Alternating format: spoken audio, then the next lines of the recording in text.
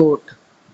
भारत में जो न्याय व्यवस्था है वो संघों का त्रिस्तरीय है। सबसे पहले सुप्रीम कोर्ट, हाई कोर्ट, फिर अधीनस्थ न्यायालय, जिला, ग्राम, ये सब आते हैं।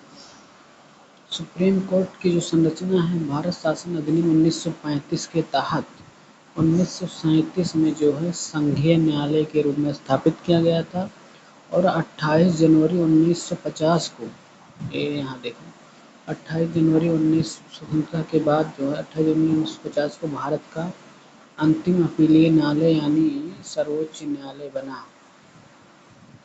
यह संविधान का संरक्षक है। यह जो है संविधान के भाग 5 के अध्याय 4 में, जिसका उल्लेख 124 से 137 है, मूल रूप में संविधान में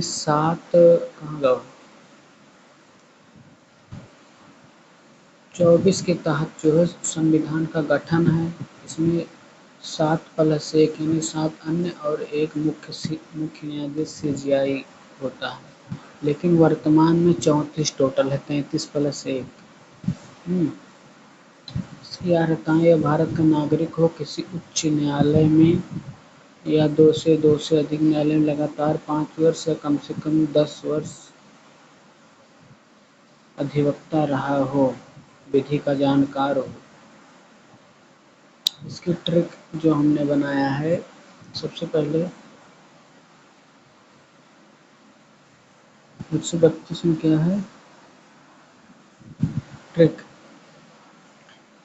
सुप्रीम कोर्ट ई साल वाहक टायर रिकॉर्ड स्थान यानी एरिया घेरा,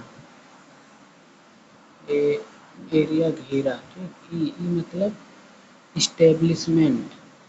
124 के तहत जो है सुप्रीम कोर्ट का स्थापना गठन।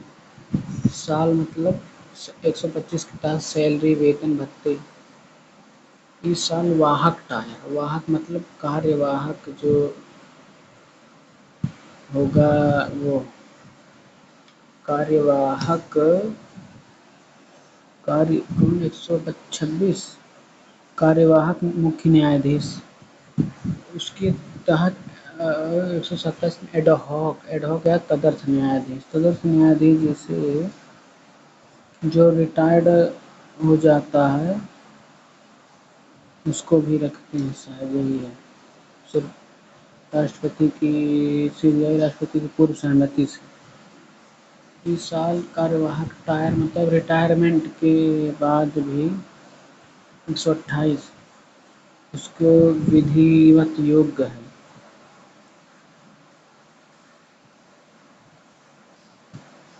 ठीक, उसको पुनः मतलब अपने राष्ट्रपति चाहे रख सकता है।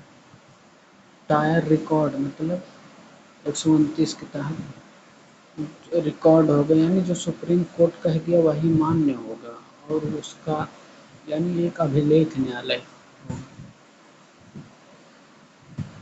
और स्थान 130 के तहत मुख्य न्यायाधीश राष्ट्रपति की सलाह पर उसका स्थान बदल सकता है। स्थान यानी एरिया 31 के तहत उसका क्षेत्राधिकार कहाँ तक है, वो कहीं भी अपने मामले में दखल दे सकता है। और स्टेट प्लस सेंट्रल मामलों की सुनवाई केवल सुप्रीम कोर्ट करेगा। घेरा मतलब घेरा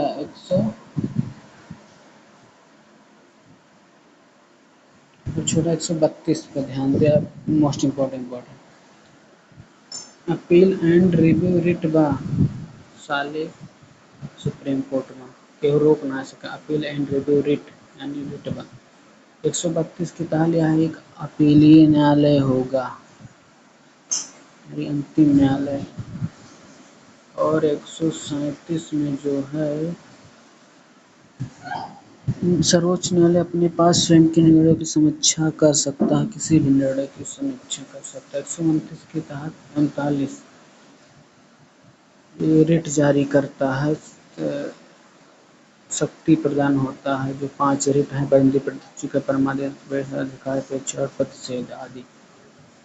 और 141 के तहत जो है सर्वोच्च न्यायालय द्वारा जो भी घोषित निर्णय सभी न्यायालयों के लिए बाध्य होंगे। 143 के तहत जो है राष्ट्रपति सर्वोच्च न्यायालय से सलाह ले सकता है किसी भी मामले में, संधि समझौता, पूर्व संविधान आदि पर। ठीक। और कुछ बचत करना बा और कुछ अन्य जानकारियाँ, जैसे अगर किसी पर महाभियोग लाना है तो 14 दिन पहले ही उसे बता देना पड़ेगा।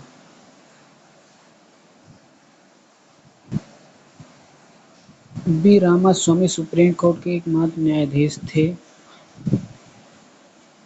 जिन पर महाभियोग तो लगा था लेकिन हटाया नहीं जा सका, पारित नहीं हुआ। दीपांकर लोकसभा से पारित नहीं हुआ था, लेकिन दीपक मिश्रा जो थी राज्यसभा से पारित नहीं हुआ था। इसे पारित होने के लिए लोकसभा में 100 सदस्य कम से कम या 2/3 सदस्य, राज्यसभा में जो है 50 सदस्य के द्वारा पारित होना अनिवार्य है। इनकी उम्र 65 साल, लेकिन हाई कोर्ट की 62 साल। सबसे लंबा कार्यकाल वाई बी चंद्रचूड़ साहब 1200 कुछ दिन रहे, और सबसे कम कमल नारायण सिंह 17 दिन तक थे। 2.5 लाख सैलरी तरह।